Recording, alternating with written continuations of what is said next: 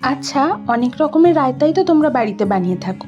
তোমরা কি কেউ কখনো ভুট্টা দিয়ে রায়তা বানিয়ে দেখেছো? যদি না বানিয়ে থাকো তাহলে একবার ট্রাই করে দেখতে পারো। গতকাল আলু পরোটার সাথে আমি ভুট্টার রায়তা বানিয়েছিলাম, তাই ভাবলাম যে আজকে তোমাদের সাথে ভুট্টার রায়তাটা শেয়ার করে রাখি। কখনো কেউ যদি ট্রাই করো তাহলে অবশ্যই জানিও, আশা করি এই রেসিপিটা ভালো লাগবে। ভুট্টাটাকে আমি প্রথমে পুড়িয়ে নিয়েছি, তোমরা চাইলে এটাকে সেদ্ধও করে নিতে পারো। তারপর ভুট্টা থেকে এর দানাগুলোকে ছাড়িয়ে নিতে হবে। এবার এটাকে সরিয়ে রাখলাম। এখন রায়তার মেন ইনগ্রিডিয়েন্ট হচ্ছে টক দই। আমি একটা পাত্রে টক দই নিয়ে নিয়েছি মোটামুটি 5 থেকে 6 টেবিল চামচের মতো। তারপর এর মধ্যে সিজন করে নেব। দিয়ে দিচ্ছি স্বাদ মতো নুন আর মোটামুটি 2.5 টিস্পুনের মতো চিনি। তার সাথে দিয়ে দিচ্ছি ভাজা মশলার গুঁড়ো।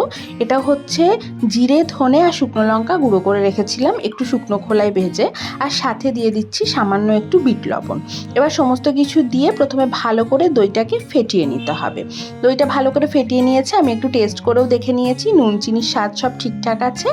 এখন আগের থেকে পুড়িয়ে রাখা ভুট্টাগুলো এর মধ্যে দিয়ে দেব। তারপর ভালো করে প্রথমে এটাকে মিশিয়ে নেব। নর্মালি এটাতেই রায়তা হয়ে যায়, মানে এটা এই অবস্থাতেও তোমরা খেতে পারো।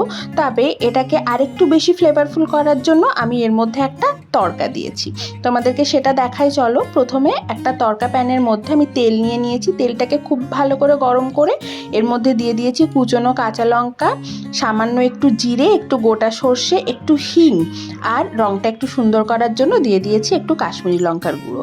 ভালো করে এটাকে ভেজে নিয়ে এই তড়কাটাকে এই রায়তাটার মধ্যে দিয়ে ভালো করে মিশিয়ে নিয়েছি। তাহলে দেখো রায়তাটার কালারটাও কি সুন্দর চলে এলো। আর জিরে, সর্ষে আর হিং থাকার জন্য এই রায়তার ফ্লেভারটাও খুব ভালো হয়ে যায়। তাহলে কেউ এরকমভাবে ভুট্টার রায়তা বানালে আমাকে কিন্তু অবশ্যই জানিও। এটা তোমরা যে কোনো রকমের পরোটার সাথে সার্ভ করতে পারো, খেতে কিন্তু বেশ ভালো লাগে। আমার তো খুব পছন্দ হয়েছে, আশা করি তোমাদেরও ভালো লাগবে। চলো আজকে এটুকুই, ফিরে আসবো অন্য কোনো রেসিপি নিয়ে। টাটা।